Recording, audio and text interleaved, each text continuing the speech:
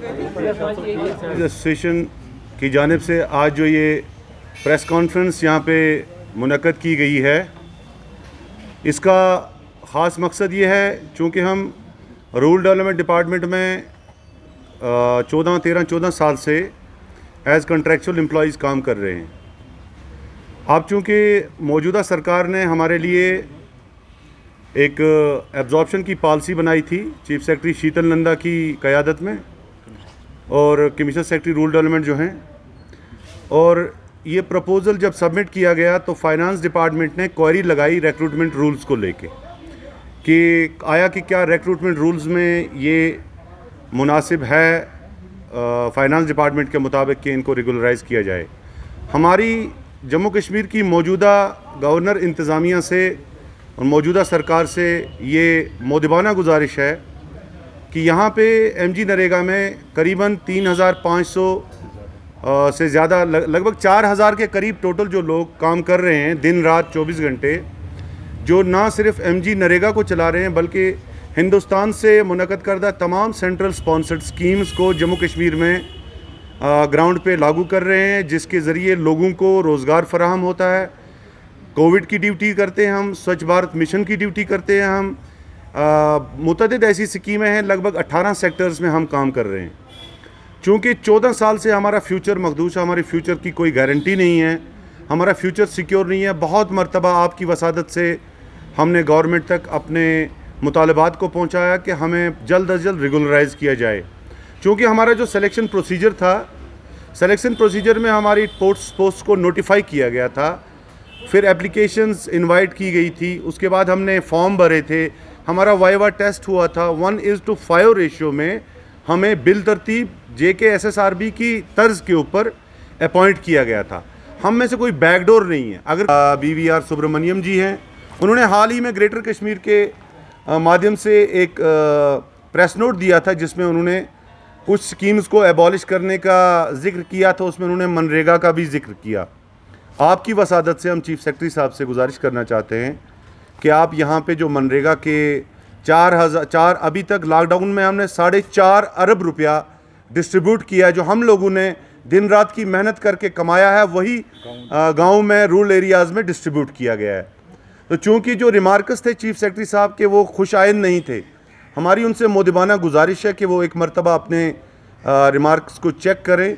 अगर वाकई उनका बोलना सही है तो वो डिपार्टमेंट में वेरीफाई करें, इंक्वायर करें कि हमारा रिक्रूटमेंट प्रोसीजर क्या था, हम किस बुनियाद पे लगे हैं और कितने सालों से लगातार विदाउट ब्रेक हम एमजी नरेगा में कंटिन्यूसली काम कर रहे हैं। तो अब चूँकि क्वालिफ़िकेशन का मसला है, यहाँ पे एमजी नरेगा में 4 तरह के कैडर्स, 5 तरह के कैडर्स के पोस्ट हैं, जैसे प्रोग्राम ऑफिसर्स हैं, टेक्निकल असिस्टेंट्स हैं जो इंजीनियरिंग का काम करते हैं, MIS ऑपरेटर हैं जो डाटा सॉफ्ट का काम करते हैं, ग्राम रोज़गार सहायक हैं और अकाउंट असिस्टेंट हमारे हैं, जिनकी मिनिमम क्वालिफ़िकेशन ग्रेजुएशन है और मैक्सिमम PhD है। यानी अगर आप नरेगा में किसी मिनिमम एम्प्लॉय को ढूंढेंगे जो एंगेज हुआ है 12th कैडर के पोस्ट के अगेंस्ट, वो मैक्सिमम क्वालिफ़िकेशन के ऊपर वहाँ पे अपॉइंट हुआ है, जिसकी minimum qualification graduation, MPhil, PhD, MSc IT, BSc IT, ऐसे लोग जो हैं जो इसमें काम कर रहे हैं। हिंदुस्तान में जो एम्प्लॉयमेंट का पैटर्न था, प्रोसीजर था, वहाँ पे क्या था, एक ग्राम पंच जिसको हम यहाँ पे सरपंच कहते हैं, वो अपॉइंटिंग अथॉरिटी था, या एक block development officer appointing authority था। चूँकि अभी ये UT है, इससे पहले स्टेट था, स्टेट के अपने लाज थे। यहाँ पे उस टाइम की उस पैटर्न पे अपॉइंटमेंट नहीं हुई है। यहाँ की पैटर्न प्योरली SSRB के तर्ज के ऊपर हुई है, पोस्ट को नोटिफाई किया गया, उसके बाद हम लोग लगे हैं। आपकी वसादत से हम जम्मू कश्मीर की मौजूदा गवर्नमेंट को ये बावर कराना चाहते हैं कि आप हमारे 13 साल का रिकॉर्ड देखिए। इस स्कीम को हमने 600 करोड़ से लेके, जब 2007 में यहाँ पे लॉन्च हुई थी तो इनिशियल बजट 600 करोड़ था, इस वक्त हम 2000 करोड़ रुपए का सालाना रेवेन्यू जनरेट कर रहे हैं। हमें जो ऑनरेरियम मिल रहा है, उस ऑनरेरियम में स्टेट गवर्नमेंट के ऊपर कोई भी लायबिलिटी नहीं है। हम खुद स्कीम को चला के, स्कीम में पैसा कमा के, उसमें से हम ऑनरेरियम हासिल करते हैं। अब चूंकि डिपार्टमेंट ऑफ रूरल डेवलपमेंट ने जो हमारा प्रपोजल बनाया है एब्जॉर्प्शन के लिए, हमारी आपके माध्यम से रिक्वेस्ट है जम्मू कश्मीर की गवर्नमेंट को, एलजी इंतज़ामिया को, यह है कि 25 महीने यानी 2 साल 1 महीना गुजरने के बाद अभी तक इस कमेटी की कोई रिपोर्ट मंजर-ए-आम पे नहीं आई है। ये एक डॉक्यूमेंट है, ये ऐसे मुतअद्दिद डॉक्यूमेंट हैं हमारे पास जिसमें हमें स्टेट गवर्नमेंट के उस वक्त के, ये हमारे डिविजनल कमिश्नर हैं जो हमारा 2017 में प्रोटेस्ट हुआ था, उन्होंने रिकमेंड किया था गवर्नमेंट को, जिसके ऊपर हमने प्रोटेस्ट ऑफ किया था कि इनको एब्जॉर्ब किया जाए। एबॉलिश करने का सोचे भी ना, क्योंकि हमारे 17 साल 13 से 14 साल हम दे चुके हैं। अगर मिनिमम किसी एम्प्लॉई की सर्विस क्वालिफिकेशन है वो 7 ईयर्स है, मैक्सिमम 14 साल हैं, तो एबॉलिश करने का तो सवाल ही पैदा नहीं होता। एबॉलिश तब हो सकती है अगर मनरेगा यहाँ पे बंद किया जाए, अगर सेंटर से बंद होगा तब एबॉलिश हो सकता है। इस वक्त जम्मू कश्मीर में रूरल एरियाज में मनरेगा के अलावा कोई रेवेन्यू का जरिया है नहीं, यही वाहिद एक एम्प्लॉयमेंट का जरिया है जिसके जरिए लाइवलीहुड चलता है रूरल एरियाज में। तक आप इंजीनियर्स का सवाल करते हैं, हमारे भाई हैं, क्वालिफाइड हैं, बीटेक एमटेक हैं, इंजीनियरिंग का कोई रिक्रूटमेंट प्रोसीजर नहीं था। उनको सेल्फ हेल्प ग्रुप कायम करने के लिए सिर्फ अपनी एक सर्टिफिकेट डिग्री वहाँ पे रजिस्टर करके, सबसे पहले तो ये है कि एबॉलिश नहीं होना चाहिए। अगर गवर्नमेंट इसको एबॉलिश करती है तो मजबूरन जम्मू कश्मीर के यूथ को, इसका मतलब है गवर्नमेंट रोडों पे आने के लिए मजबूर कर रही है, रोज़गार देने के बजाय दिया हुआ रोज़गार, जबकि यहाँ पे वादे किए जा रहे हैं कि 2-2 लाख रोज़गार देंगे। आप जिनको रोज़गार ऑलरेडी जेन्युइन तरीके से, जायज़ तरीके से मिला हुआ है, इसका मतलब है गवर्नमेंट उनका रोज़गार छीनेगी। तो जब हमारा रोज़गार 14 साल रोज़गार छीना जाएगा तो हम चुप नहीं बैठेंगे। बहुत से ऐसे रास्ते हैं जिस पे हम जा सकते हैं। हम तो बावर करा देना चाहते हैं गवर्नमेंट को कि हमें मजबूर ना करें कि हम अपने बच्चों के लिए, लाइवलीहुड के लिए कोई ऐसा रास्ता चुनें जिसमें कल आपका और हमारा आमना सामना हो। ऐसा हम नहीं चाहते। क्यों?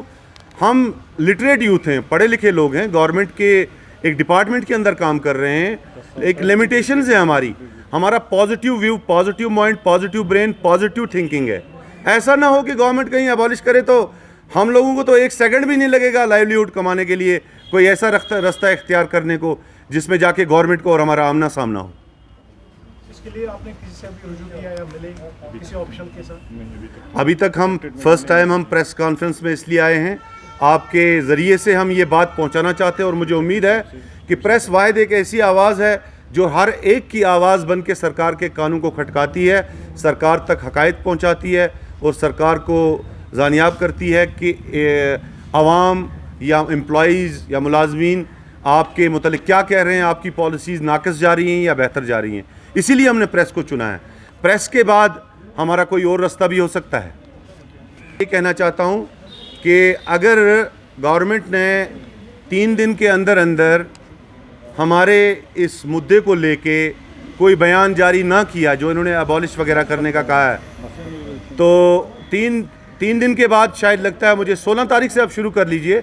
16 तारीख से फ़िलहाल हम 2 दिन की काम छोड़ो हड़ताल की यहाँ से कॉल दे रहे हैं। ऑल जम्मू कश्मीर की तमाम डिस्ट्रिक्ट्स में, तमाम ब्लॉक्स में, तमाम पंचायत में जितने भी मनरेगा एम्प्लॉयज़ हैं वो 2 दिन के लिए कंप्लीट पेन डाउन स्ट्राइक करेंगे 16 और 17 तारीख के लिए। और 17 तारीख को हम 18 तारीख को हम गवर्नमेंट की ऑब्जर्वेशन देखेंगे कि गवर्नमेंट ने क्या किया। अगर ऐसा ना हुआ तो मुमकिन है कि हड़ताल गैर मुय्यन मुद्दत की तरफ जा सकती है।